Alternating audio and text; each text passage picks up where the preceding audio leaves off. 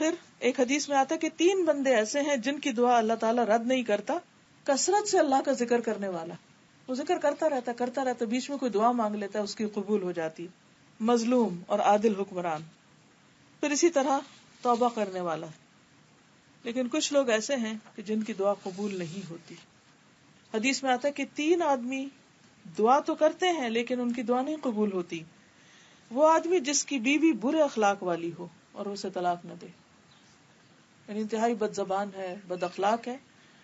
وہ آدمی جس نے کسی سے قرضہ لینا ہے لیکن اس پر کوئی گواہ نہ بنایا، تو اب وہ مانگتا ہے کہ مجھے واپس مل جائے میرا پیسہ لیکن کوئی گواہ نہیں. اور وہ آدمی جس نے بے وقوف آدمی کو مال دے دیا، حالانکہ اللہ تعالیٰ نے فرمایا کہ اپنے مال بے وقوفوں کے حوالے نہ کرو. اسی ایسے شخص کے ساتھ پارٹنرشپ کی یا انویسٹمنٹ کی کہ جو بے وقوف تھا، اس کو سمجھ ہی نہیں تھی اس کام کی. بعض اوقات لوگ اپنی باتوں سے لوگوں کو بے وقوف بنا لیتے ہیں اور لوگ اپنا بڑا بڑا پیسہ گنوا بیٹھتے ہیں. اور وہ انسان دعا کرتے ہیں اللہ وہ میرا پیسہ واپس آئے، میرا جو قرض دیا تھا واپس آئے، میری پریشانی دور ہو، لیکن ان کی نہیں سنی جاتی جو اس طرح کا کام کرے. پھر اسی طرح اللہ تعالیٰ فرماتے ہیں کہ نیکی کا حکم دو اور برائی سے روکو، اس سے پہلے کہ تم مجھے پکارو اور میں تمہاری دعا قبول نہ کروں. کیونکہ امر بالمعروف اور نہی عن المنکر اگر نہیں کرو گے تو بھی دعاؤں کی قبولیت میں رکاوٹ ہوگی. اور تم مجھ سے سوال کرو اور میں تمہیں کچھ عطا نہ کروں، اور تم مجھ سے مدد مانگو اور میں تمہاری مدد نہ کروں.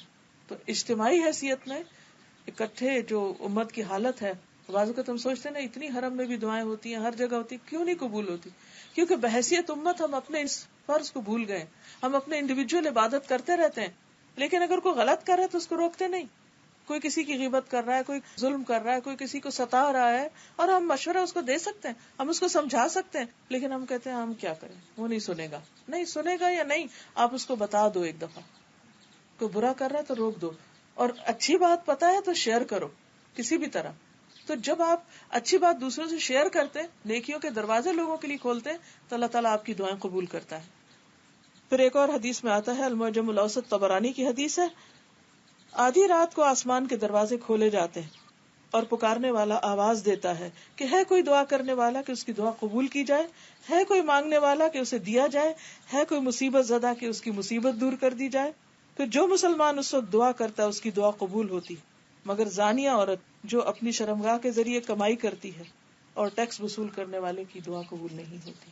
یعنی زنا یا حرام کام کرنے والوں کی اس وقت قبول نہیں ہوتی، کیونکہ ان کو اپنے اس عمل کو بدلنے کی ضرورت ہے. کیونکہ گناہ انسان کی دعاؤں کی قبولیت میں رکاوٹ بن جاتے ہیں، اور خاص طور پر کبیرہ گناہ جیسے شرک ہے، والدین کی نافرمانی ہے. اب کوئی شخص اپنے ماں باپ کو ستاتا ہے یا اسی طرح زنا یا شراب اور ان حرام کاموں میں پڑا ہوا ہے، تو پھر اس کے لیے مشکلیں بڑھتی چلی جاتی. تو ان گناہوں پر توبہ کر کے اللہ کی طرف رجوع کرنے کی ضرورت ہے. اللہ تعالی ہم سب کو اپنی رحمت فرمائے اور ہمارے گناہوں کو معاف کر دے اور ہمارے دلوں کی پکار کو سنتا رہے. وآخر دعوانا ان الحمد للہ رب العالمین. قرض دیتے ہوئے گواہ نہ بنائے. تو اب اسے قرضہ واپس چاہیے تو اسے نہیں مل رہا اور وہ دعائیں مانگ رہا ہے، لیکن اب اس کی نہیں سنی جائے گی کہ his own fault.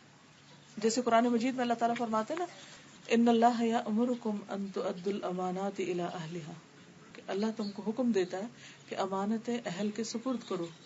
یہ اللہ کا حکم ہے. اور آخر میں آتا ہے نا کہ نعما یعظکم بھی، کتنی اچھی تم کو نصیحت کرتا ہے. لیکن جب انسان ایسے شخص کے ہاتھ میں اپنی چابی دے دیتا ہے، مثلا کار دے دیا اپنے بچے کو کہ جس کو چلانی نہیں پوری طرح آتی اور ایکسیڈنٹ کر کے آگے، تو اب آپ رو رہے ہیں تو غلطی کس کی ہے کہ آپ نے نااہل کو چیز دی.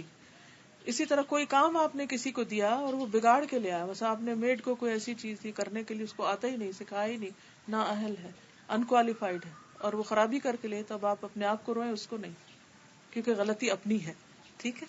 تو اسی طرح یہاں بھی اللہ نے آپ کو حکم دیا تھا، قرآن مجید میں آتا ہے اذا تداینتم بدین، جب تم قرض کا لین دین کرو فاکتبوہ، لکھو اس کو.